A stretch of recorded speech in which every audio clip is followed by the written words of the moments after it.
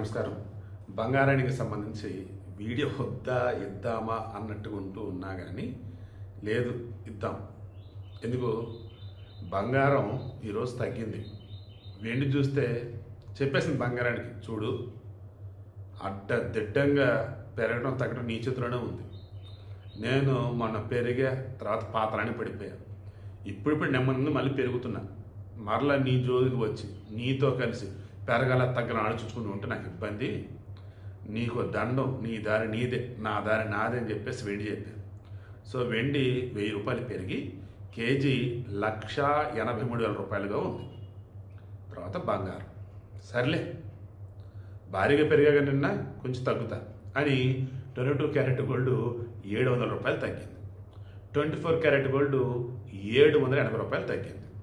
So 22 carat gold 10 గ్రాములకు సంబంధించి ఎంత ఉంది? 1,17,200 రూపాయలు. 24 క్యారెట్ గోల్డ్ ఎంత ఉంది? 10 గ్రాములకు సంబంధించి 1,27,850 రూపాయలుగా ఉంది. సో ఇది విషయం.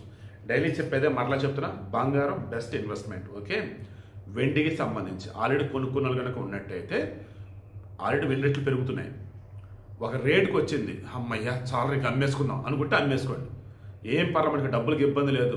మంచి రేట్ వస్తే నమ్ముతా అనుకున్నప్పుడు ఆ మంచి రేట్ వచ్చే వరకు ఆగండి. బట్ వెండి అయితే కొంచెం అప్ అండ్ డౌన్స్ ఉన్నా కానీ పెరగడం అయితే ఖాయం. కమింగ్ టు బంగారం, మరలా చెప్తున్నా కదా, యుఎస్లో ఫెడరల్ బ్యాంక్ సంబంధించేసి వడ్డీ రేట్లు తగ్గిస్తారు అని ఏమాత్రం అనుమానం స్ట్రాంగ్గా బలపడ్డాయనుకోండి, మరలా సబ్బున బంగారం పెరుగుద్ది. లేదు వడ్డీ రేట్లు పెంచుతాడు లేదా అలాగే ఉంచుతాడు అనుకున్నప్పుడు బంగారం రేట్లు తగ్గటం కానీ లేదన్నప్పుడు స్టడీగా ఉండటం కానీ జరుగుతూ ఉంటాయి. బట్ ఐఎమ్ షూర్ ఇంటర్నేషనల్ మార్కెట్లో ఎలా అయినా ఉన్నాయి, మన దగ్గర మాత్రం బంగారం పెరుగుతూనే ఉంది. తగ్గితే ఏదో కొంచెం తగ్గినట్టు ఉంటుంది తప్ప వేరేదైతే కాదు.